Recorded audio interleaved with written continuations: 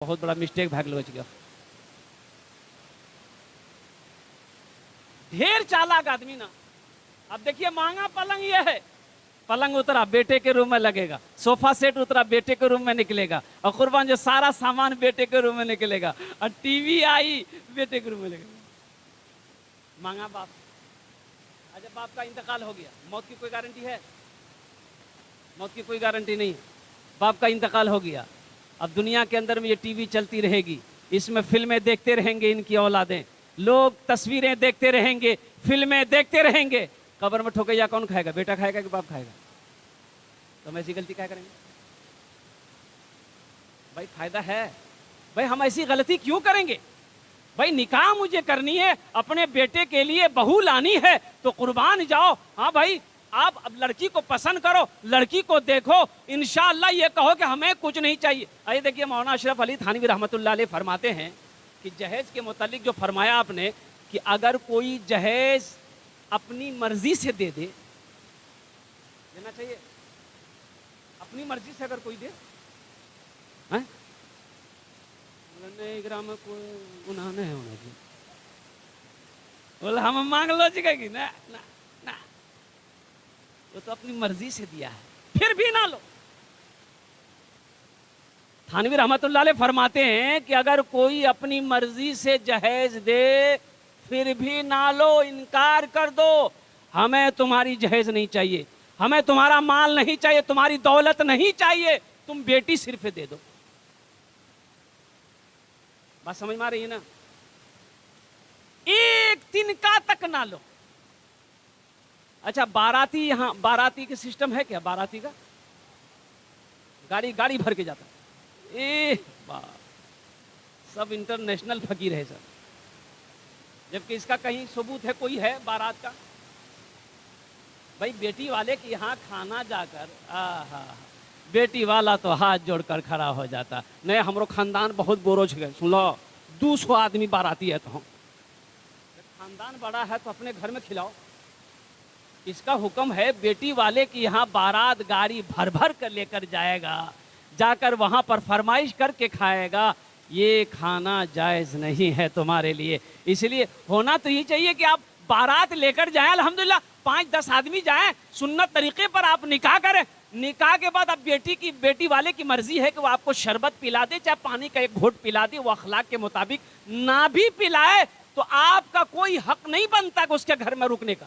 निकाह कीजिए, लड़की को लेके आइए। हाँ यहाँ पर सुन्नत है वलीमा करना। आप अपने घर में बेटी को बहू को लेकर आए हैं, बीवी को लेकर अपने घर में आए हो, और शबे ज़ुबाब की रात गुजर गई, अब रात गुजर के आप वलीमा करो, 100 आदमी क्या हजारों आदमी को खिलाओ, इसमें सवाब भी है। सुभान अल्लाह बोले तो वलीमा करना नबी की सुन्नत है, और वलीमे की दावत को खाना सवाब है, इसलिए यहाँ पर खाओ बेटी के वाले के भागर में। अब वो क्या बताएं, कितना आदमी तो बारात जाता है ना, बारात जाने से पहले टेबलेट रख लेता है वो हाजमा का, बोले भैया आज नाश्ता नहीं कर लो चिकम, आज वहीं दबाना है। शादी में गए, देखे कि एक टेबल पे 4 आदमी बैठते हैं, एक मौलाना अशरफ नदवी साहब थे, एक तरफ हम थे। अब वो 2 नौजवान बैठा, एक नौजवान देखा कि ऐसा खा रहा था वो, अल्लाह रहम फरमा, खाना लगाने वाला उसका चेहरा देखकर, ई पीस निकालो तो बाबू, है हेठा पीस निकालो तो, हेठा पीस निकाल, इतनी हड्डियां जमा कर दिया।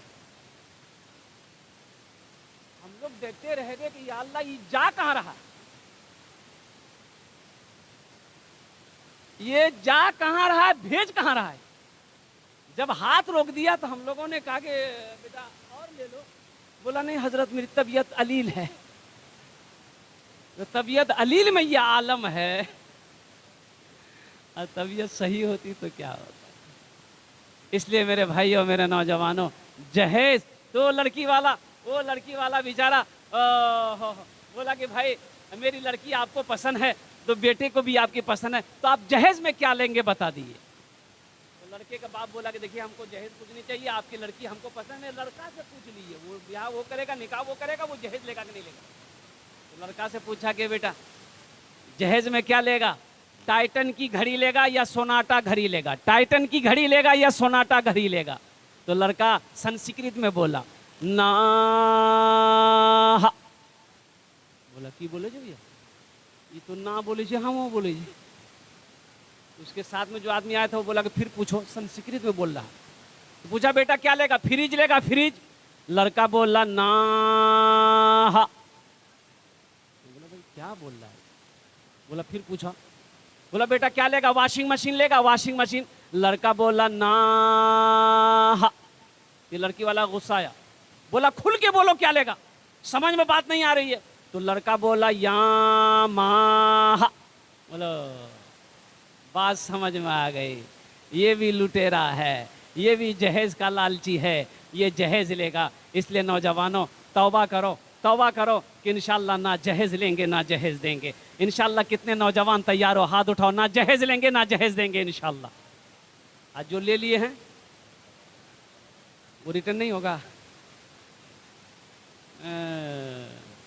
अल्लाह के यहाँ क्या जवाब दोगे मेरे बच्चों, नौजवानों। मेरा रब कटघरे में खड़ा करेगा, मेरा अल्लाह अदालत में खड़ा करेगा। मेरा अल्लाह वो जो पैसा तुमने 2 लाख 3 लाख रुपए 1 लाख रुपए लिया है लड़की वालों से, मेरा अल्लाह तो पूछेगा किस मत का पैसा है ये, कैसा पैसा लिया था तुमने, इसका हिसाब दे दो। जब तक इसका हिसाब नहीं दे दोगे हशर के मैदान से तुम कदम को हिला नहीं सकते हैं, अपने पैरों को हिला नहीं सकते हैं। इसलिए मेरे नौजवानों आज ही से तौबा करो कि हम ना जहेज लेंगे ना जहेज देंगे इंशाअल्लाह। और कुछ लोग कहते हैं कि हजरत क्या करें क्या करें, जहेज ना दे तो बेटी की शादी नहीं हो पाएगी, बहन की शादी नहीं हो पाएगी। ये बात तो सही है, कुछ लुटेरे लोग ऐसे हैं, लालची लोग समाज में हैं, अल्लाह अकबर कबीरा। लेकिन एक बात याद रखना, अल्लाह की जात पर अगर तुमने यकीन कर लिया, भरोसा मजबूत यकीन कर लिया कि इंशाअल्लाह हम जहेज के खिलाफ हैं, ना जहेज देंगे ना हम जहेज लेंगे, इंशाअल्लाह अगर तुम इस पर अटल रहे तो अल्लाह फैसला फरमाएगा। इंशाअल्लाह तुम्हारे घर में ऐसे ही लोगों को रिश्ता लेकर भेजवाएगा अल्लाह,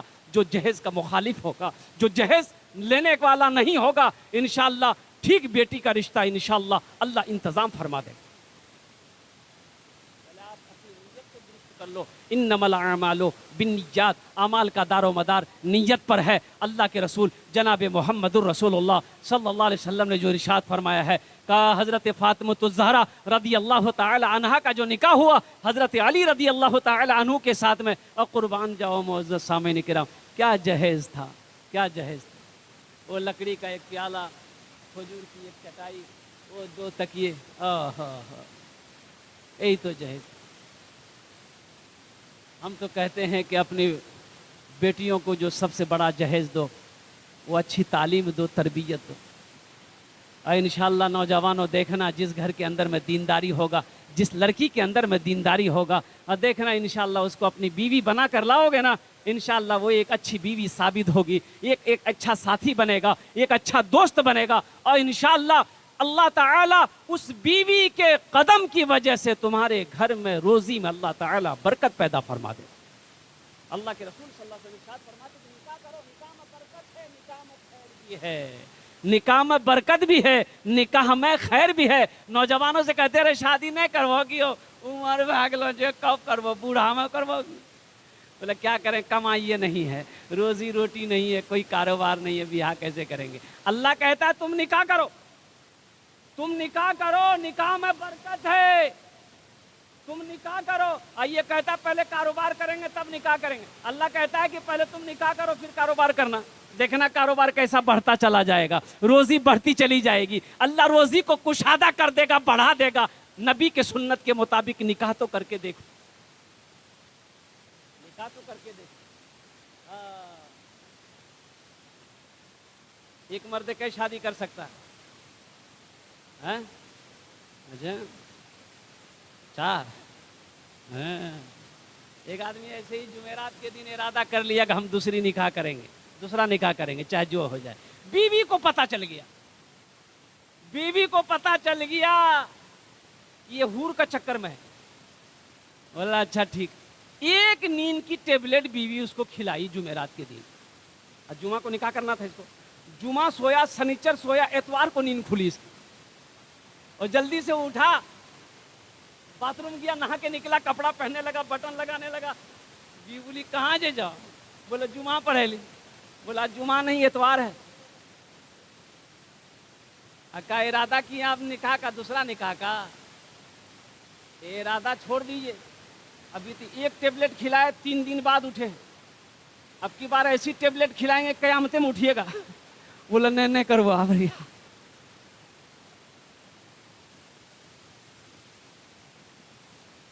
नबी के सुन्नत के मुताबिक निकाह करो। अच्छा, कोई डीजे, कोई बीजे, कोई बाजा, कोई ढोल, कोई ताशा, ये सब का झमेला को ख़त्म करो। सादगी के साथ मस्जिदों के अंदर में निकाह करो। अल्लाह अकबर कबीरा। अल्लाह इस निकाह के अंदर में बरकत पैदा फरमा देगा। और एक बात याद रखना, जिस नेक काम का, बड़ा नेक काम है निकाह करना, जिस काम का आगाज अच्छा होगा इंशाअल्लाह उसका अंजाम भी अच्छा होगा। जिस काम का आगाज अच्छा होगा उस काम का अंजाम भी अच्छा होगा। अब बताओ, जिस काम का आगाज ही सही ना हो उसका अंजाम अच्छा होगा? आज हम शिकायत करते हैं मेरा बच्चा नाफरमान है, मेरा बच्चा कहना नहीं मानता है, मेरा बच्चा मेरी बातों को नहीं मानता है। कहीं ना कहीं मेरी भी गलती है, सिर्फ बच्चे की गलती नहीं है। हो ना हो हमारी कमी रही होगी, हमारी गुनाहों की वजह से मेरा बच्चा मेरा नाफरमान हो गया है, मेरा बच्चा मेरी बातों को नहीं मान रहा है। कहीं ना कहीं हमारी भूल जरूर हुई। एक नौजवान शादी किया और शादी करके आया, बीवी को सामने बिठाया, बोला कि बीवी देखो, तुमने भी जो गलती भूल की होगी, गुनाह किया होगा, उससे तौबा कर लो, हम भी तौबा कर लेते हैं। आज से एक वादा करो कि ना तुम कोई गुनाह करोगी ना हम कोई गुनाह करेंगे। ये बोली कि ठीक है मेरे शौहर, हम भी अल्लाह की बारगाह में सच्ची तौबा करते हैं। आप भी तौबा कर लिए, शौहर ने भी तौबा किया, बीवी ने भी तौबा कर लिया, दोनों तौबा कर लिया। वक्त गुजरता रहा, अल्लाह ताला ने 1 साल के बाद एक लड़का पैदा फरमाया। अब लड़का बड़ा हुआ 4-5 साल का, तो देखा कि एक आदमी पड़ोसी जो है उस बच्चे का हाथ पकड़ करके माँ बाप के सामने लाया कि तुम्हारा बेटा चोर है, ये मेरे बैर का पेड़ जो है इस पे इससे बैर तोड़ कर खाया है, चोरी किया है। बाप कहता हो ही नहीं सकता है, मेरा बेटा चोर हो ही नहीं सकता है, मेरा बेटा चोर हो ही नहीं सकता है। कहा कि भाई मैं झूठ बोल रहा हूं, अपने बेटे से पूछ लो। वो छोटा बच्चा से पूछा कि बेटा तुमने उसका बैर चुराया है? तो बच्चा बोला कि हाँ मैंने चुराया है। ये नौजवान सोचने लगा कि अल्लाह मेरा बेटा चोर कैसे निकल गया। अपनी बीवी के हाथ को पकड़ा, घर के अंदर ले गया, सामने बिठाया, बोला बता तुमने तो वादा किया था, हमने तो वादा किया था कि ना तुम कोई गुनाह करोगी ना मैं कोई गुनाह करूंगा। ये बताओ ये बच्चा मेरा चोर निकला कैसे? ये बच्चा मेरा दूसरे के सामान में हाथ लगाया कैसे? बीवी कहती है कि हमसे तो कोई भूल हुई, गलती हमने किया नहीं। बोला जोर डालो, कहीं ना कहीं तुमसे या हमसे एक भूल हुई, गलती हुई है जो इस बच्चे के अंदर में चोरी की आदत पैदा हो गई। तब बीवी दिमाग में जोर डालती है, तब कहती ओ हो, जब ये बच्चा मेरे पेट में था, जब मैं हमल से थी तो बैर खाने की मुझे ख्वाहिश हुई। तो ये मेरे पड़ोसी का जो बैर का पेड़ है ना, इसके डाल कुछ अपने आंगन में जो झुका है ना, ये 2-4 बैर मैंने बगैर इजाजत उससे पूछे बगैर मैंने खा लिया था। इसका शौहर बोला कि बस ये उसी का असर है, ये उसी का असर है इस बच्चे के अंदर में। इसलिए नौजवानों, निकाह में सवाब है, निकाह में बरकत है, निकाह में खैर है। इसलिए इस काम का आगाज अच्छे तरीके से करना, इस काम का आगाज